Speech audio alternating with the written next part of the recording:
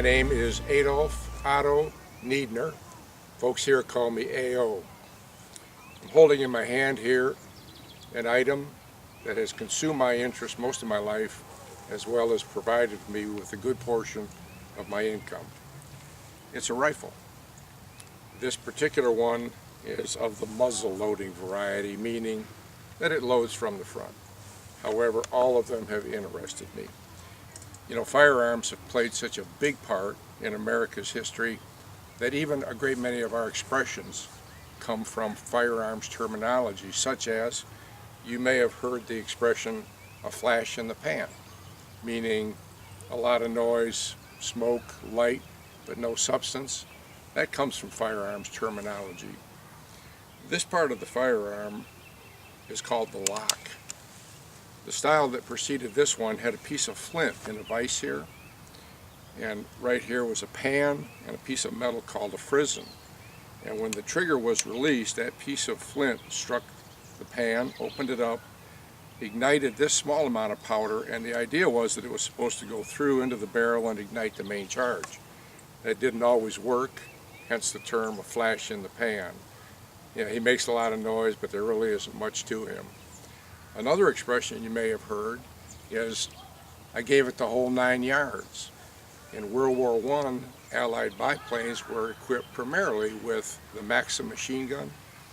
The belt of ammunition was 27 feet in length, and sometimes when an airman came back from a particularly strenuous battle, and the ground crew might say, how did it go? If he said, I gave him the whole 9 yards, meant that I used up all my ammunition.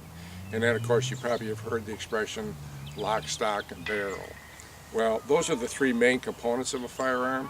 This is the lock, this is the stock that supports it all, but the most important part of a rifle is simply the barrel. Now, it's called a rifle because rifling is cut in it, and this became my particular specialty. When the Chinese invented black powder, which really is a combination of sulfur, saltpeter, and charcoal, when mixed in the right amount, it detonates, and it releases an enormous amount of expanding gas. They, of course, used it to celebrate. They used it in fireworks. Europeans, however, when they discovered this particular substance, put it to a better, or maybe a more diabolical use.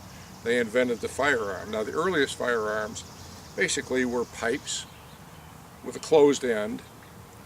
This explosive powder was poured down there. A projectile was packed down on top of it, and if you could ignite it, it flew out of there at roughly about 1,000 feet per second. It really wasn't very accurate, however, because of the smooth bore. The projectile might slice right, it might hook left, it might go downward, it might go upward. For the most part, they were accurate to about 50 yards. Rifling is cutting a spiraling set of grooves in the barrel. When that takes place, it imparts a gyroscopic spin. The projectile flies true, long-range accuracy was invented. This became my passion. Let me tell you a little bit about myself, however. If you looked up my tombstone, you could see that I was born during the American Civil War. I was born in Philadelphia, Pennsylvania. My parents were German immigrants. My father, Charles, and my mother, Adolphus, came from Saxony, Germany. This is a part of Germany that's located in the central eastern portion, close to what is today the Czech Republic. That area of Germany has always been noted for its craftsmen and artisans, and my family were weavers. My father practiced this trade in Philadelphia. He worked in the woven linen fire hose business. If you ever looked at coiled up fire hoses in a hotel lobby, you would see that they are actually made of woven cloth. This is linen, and they're able to withstand high pressure. Well, when I was 10 years old, a couple different pretty significant things happened to me. I made my first gun. Unfortunately, it blew up. My father also moved us to Malden, Massachusetts, which is kind of a suburb, if you will, or a small town outside of Boston, Massachusetts. It was there that he founded the Niedner High Pressure Fire Hose Company, a company that still is in existence today in the year 2011. Well, I dropped out of school at the age of 13 and worked with my dad. I was a fairly inventive kid, And so I started perfecting ways of improving weaving machinery. When I became 18 years of age, I lost interest in this, and I kind of caught westward fever. After the Civil War, it kind of swept the country. And so I hopped a train. I went to Chicago, where I purchased a Winchester rifle, 2 horses, and a camping kit. I rode westward, and I rode them all the way to San Francisco. Well, I couldn't go westward any further, so I turned southward, and I rode all the way into Mexico. I crossed back into Arizona and arrived just at the time of the famous Apache uprising.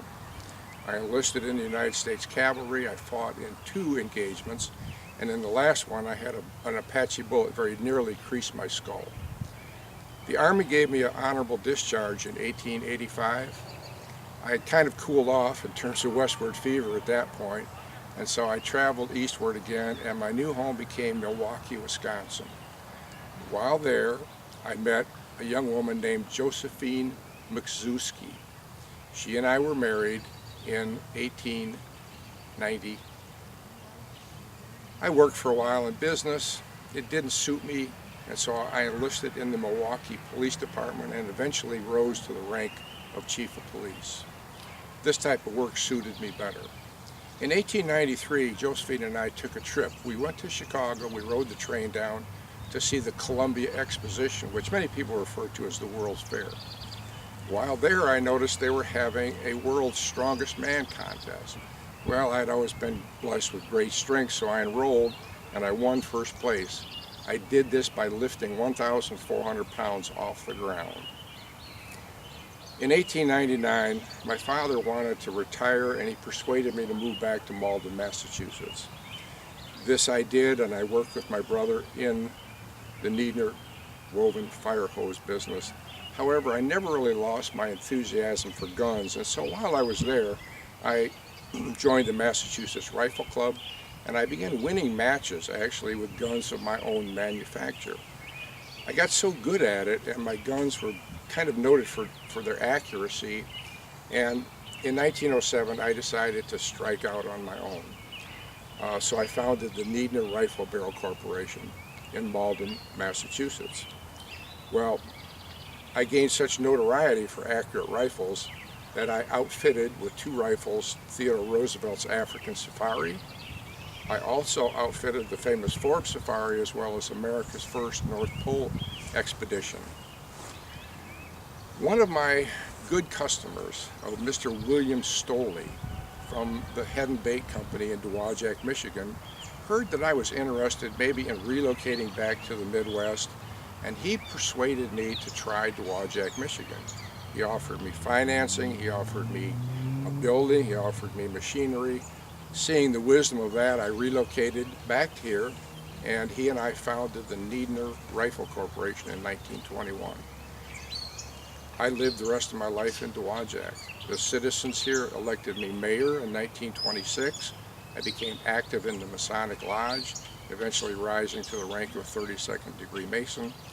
And in 1940, my wife Josephine died, and I was losing my eyesight, and I went into retirement at that point. However, I had had a very interesting and active career in shooting. In my lifetime, I have become the honorary president of 27 rifle clubs. I've won 180 cups and awards, and a lifetime of pleasure from sport shooting. I passed away 2 days after Christmas in 1954, suddenly, and I lie buried here next to my wife Josephine. We were never blessed with children, however. It might have been that day I picked up the 1400.